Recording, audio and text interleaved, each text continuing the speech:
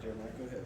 Yeah, Jamie. Obviously, you guys have Kamori House, in there that linebacker spot for you guys.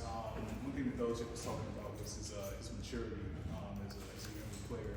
What sticks out to you about not only Kamori's game and then also just his demeanor, how he handles himself and carries himself?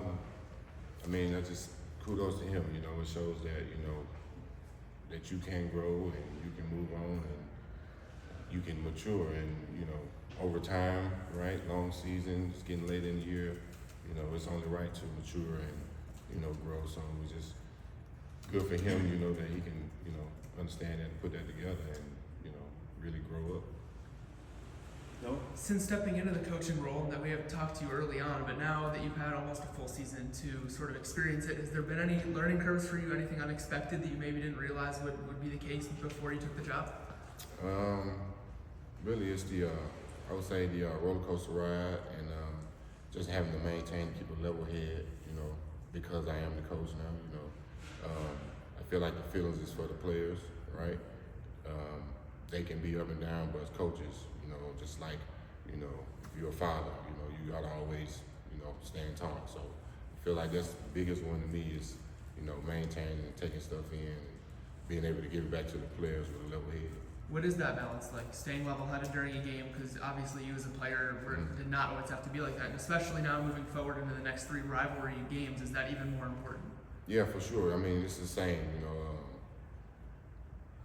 no matter how big the game or small the game, it's still a game, it's still competitiveness, it's still a competition, still keeping score. So you just got to keep a level head. And like I said, to me, that's the main thing, right? And that's, like I said, once again, that goes back to your father. No matter what the situation is, you got to keep a level head. And, the score is going to be the score, the offense is going to do what they do, special teams is going to do what they do, we're going to do what we do. So you just got to control your emotions, and not let that get the best of you. Hey Jamie, sort of in that same vein, what have you heard from coaches or players who were here last year about what these next few games are going to be like with, the rivalries and all the emotion that is in that? Right, just that, that it's a rivalry, and it's big game, bragging rights, all that good stuff. So, once again, you just got to keep a level head, and understand the situation, just like playing in the Super Bowl. Yeah, it's a Super Bowl, but if you get too high, man, you're going to blow a head gasket. You just got to keep calm and let your work, speak for yourself, speak for itself, and not try to, get all into that. You get into it, but at the same time, you got to let the players and yourself just put the work on the line and let the work speak.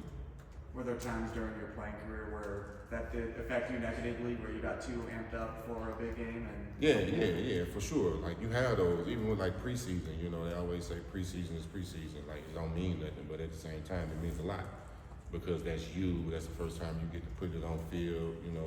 Put it up against somebody. If you didn't have joint practices, it's practice. You gotta take practice serious, and that's what those situations for. So, every time you do something, you gotta take it serious because once again, that is your, your time to shine. That's your time to, check yourself. That's your time to test, your abilities. So it's all the same, man. Work is work. No matter what kind of work it is, you gotta do it. You know what I mean? Adam? Jamie, maybe along the same lines of what you were talking about with Kamori and the way he's grown a little bit, where would you point to, just as a defense collectively, the improvements that you all have made over the course of the season? Like, what would you maybe identify as the biggest jumps this group has made and some of the things you're doing better now that you maybe weren't doing at the start of the season? I would say first, it starts with, knowing what your job description is. You know what I mean? Like, you don't know what you're doing, you just in here, then you're going to obviously be slow, and I feel like new situation, new coaches, new system, people got to, you got to work towards it, you got to catch on, you got to understand it. And like I said, it's late in the season now, guys starting to pick up the playbook, they're starting to get comfortable with it. Now they starting to be themselves, versus going out there thinking about every single call, every single defense, stuff like that. So now, guys really working together. They starting to pick it up a little bit. They starting to play a little faster, and it's just about, like I said, putting in that work, understanding what's at stake, new system. You You gotta learn, you gotta build, you gotta keep going, you gotta be consistent. You know, and I feel like that's where we at right now. I mean, it's getting late in the year. It's only right, you know, to go up. You know, if we're not going up, then we're doing something wrong. But, you know, to me, the biggest thing is, you know, guys starting to understand the playbook and starting to, you know, understand each other and play together and, you know, starting to show their true personality. And that's what I really want to see. Right. You can't microwave it, I guess what you're saying. Right. Yeah. You got to put the work in. It takes time. Like I said, it's, you know, started off early, you know, started slow. You know, once again, new season, you know, everybody's different. Everybody adjusts and adapt differently. But, you know, now you see the work, you know, we just gotta just hope we keep it going, you know, we keep doing what we're doing, keep trusting each other and believing in each other and, you know, see what that takes. Right. Hey, Coach. You know, the pass rush has been one of the biggest storylines so far in the last few weeks. What have you seen from that group so far? And was this something that has been building up for a long time and just finally happened? What's kind of happened with this turn of events? Well, I was just talking about it's the work, understanding the pass rushes and, you know, the quarterback and the offensive line and just, you know, putting in that work and trusting each other, believing in each other, the back end and everybody else doing their job, right? If the quarterback getting the ball out in 1 second, no one is get sacking the quarterback in 1 second. So it's everybody doing their job, you know, everybody rowing in the same direction, and that's the situation. You know, been racking up the sacks because we all been playing together. We all been doing our job, you know, we all been rowing in the same direction. So kudos to, you know, the guys up front, you know, but at the end of the day, it's a team sport, you know, and that's what we're doing. We're playing team ball. And Andrew Simpson, you know, he's been a guy that's also been getting a lot of sacks. He has 4 sacks this season. What makes him such a great pass rusher? I would say Drew can do a lot. He can rush, he can cover, you know, he runs the games up front. It's interchangeable, but you know, he's just, you know, he's a quicker guy, you know, he's experienced, you know, he got the experience doing it. And I feel like he's the perfect guy for that role. And you say how many sacks he got? 4. He got 4 sacks? Mm-hmm. Man, that's a lot of sacks. And you know, kudos to him, you know, hats off to him. Once again, he's an experienced guy, he deserves it. You know, he's been busting his balls, you know, and we'll take that any day of the week. Noah? As a guy that's played the position at a very high level, what is this defensive line doing specifically that's allowing the linebackers to maybe have an easier time back in the second level? What can they do up front that helps a linebacker play it and make his job easier? Doing his job. All he gotta do is just do his job, and that's good enough for everybody else, right? It's plain and simple. Just do your job. You do your job, then we good. We don't need no spectacular play. We don't need superhuman. We don't need no superpower. We just need you to do your job. Doing your job is a superpower. If you didn't know, that's a superpower. Jeremiah? Yeah, I wanted to ask you about Demond Claiborne, who, you know, Belichick was talking about the other day. He's been at work for a long time at this point. He was saying there's a lot of, you know, his game to kind of, you know, account for. When you look at him and when you watch him in film, I guess what were some of the things that stood out? Yeah, he's a good dude, man. He's a good back, you know, all around, can do a lot of different stuff, cause a lot of problems.